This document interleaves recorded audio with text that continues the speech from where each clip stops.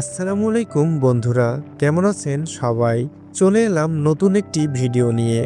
চলুন শুরু করা যাক।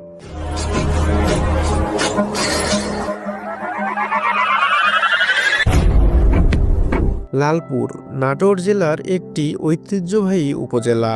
পদ্মা নদীর তীর ঘেঁষে গড়ে ওঠা এই জনপদ প্রাকৃতিক সৌন্দর্য, কৃষি, শিল্প ও ইতিহাসের জন্য বিখ্যাত।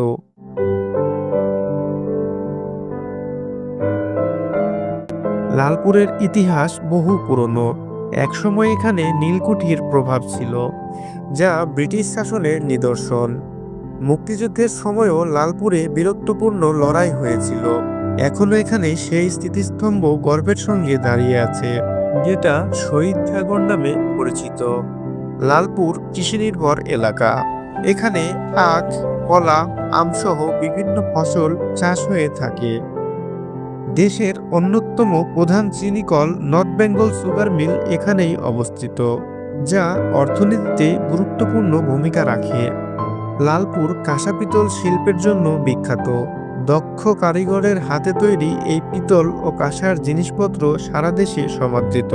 এখানকার শিল্পীরা ঐতিহ্য ধরে রেখে নান্দনিক ও টেকসই সামগ্রী তৈরি করেন, যা ঘর সাজানো থেকে শুরু করে দৈনন্দিন জীবনে ব্যবহৃত হয়।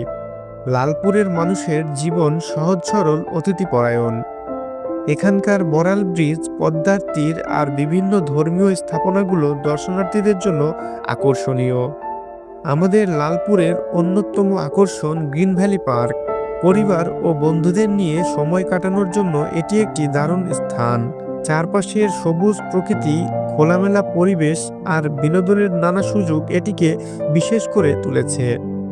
প্রকৃতি, ইতিহাস, কাঁসা পিতল শিল্প আর সংস্কৃতির মিশেলে লালপুর এক অপূর্ব জনপদ।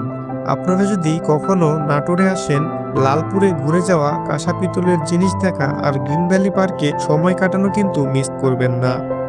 কেমন লেগেছে আজকের ব্লগ কমেন্ট করে জানাবেন। ভালো লাগলে লাইক, শেয়ার আর ফলো করতে ভুলবেন না। দেখা হবে পরের অন্য কোনো ভিডিওতে। ততক্ষণ ভালো থাকুন, সুস্থ থাকুন। আল্লাহ হাফেজ।